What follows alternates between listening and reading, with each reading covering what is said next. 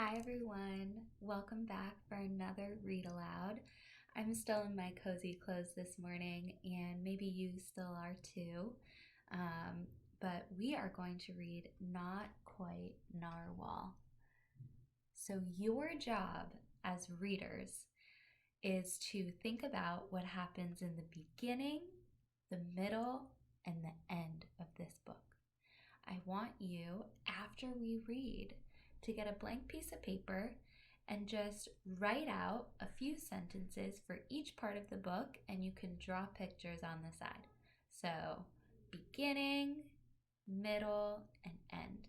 So, as you listen, think about what's going on in the beginning of the book, what happens in the middle of the book, and then how does the book end? So, let's get started.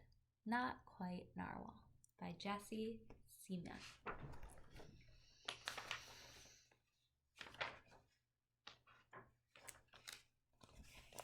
Kelp was born deep in the ocean.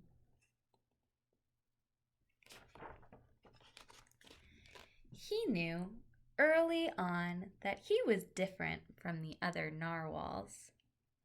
His tusk wasn't as long as everyone else's. He had different tastes in food. And he wasn't a very good swimmer.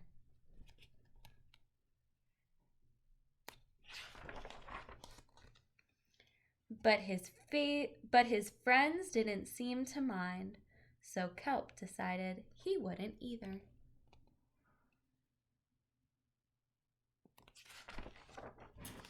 That is, until he was swept away by a strong current. I wish I were a better swimmer. Kelp found himself at the surface, closer to land than he'd ever been before. High on a cliff, he spotted a mysterious, sparkling creature. It looked so familiar. It looked like kelp.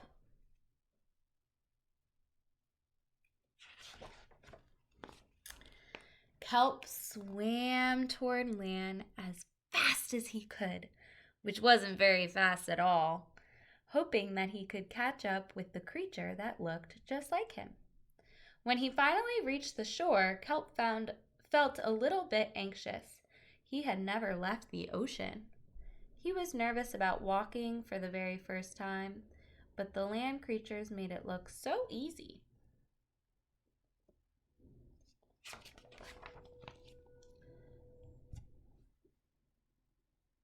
Oof. It wasn't. Ow! Eventually, he got the hang of it.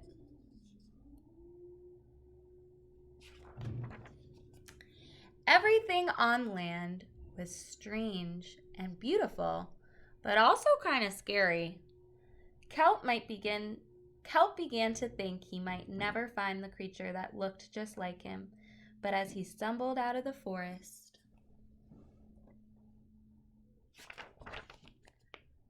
land narwhals! Actually, we're unicorns. And by the looks of it, so are you.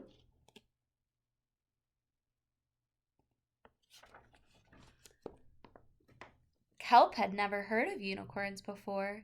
They taught him all sorts of new things about his tusk. We call them horns. Wow!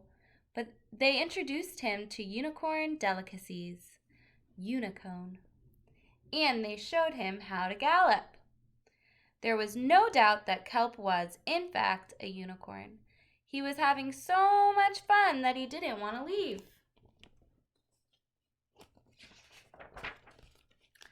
But then he remembered all of his friends under the sea. Kelp missed them terribly, so he said goodbye to the unicorns and returned to the ocean. Come back soon. Kelp swam towards home as fast as he could, which wasn't very fast at all, hoping that the narwhals would still like him now that he was a unicorn. When he finally arrived, Kelp had butterflies in his stomach. Welcome home, Kelp! Kelp took a deep breath and told his friends the news. It turns out I'm not a narwhal. Of course you're not. I'm a unicorn. We all knew that. They took it quite well. Kelp was happy to be home, but now that he'd experienced life on land with the unicorns, he couldn't seem to forget them. Did he want to be a land narwhal with the unicorns or a sea unicorn with the narwhals? Kelp couldn't decide, but then he realized that maybe, just maybe, he didn't have to choose.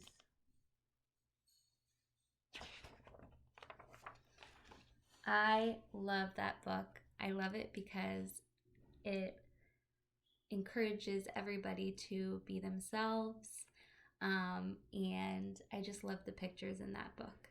So, readers, I would like for you to grab a blank piece of paper and write about what happened in the beginning of the book, the middle of the book, and the end of the book. So, for example, in the beginning of the book, Kelp, we are introduced to Kelp, and he is a unicorn that thinks he's a narwhal. So in the middle of the book, what happens? And then in the end, how did everything turn out? You grab a piece of paper and write and draw more about it. Thanks for listening.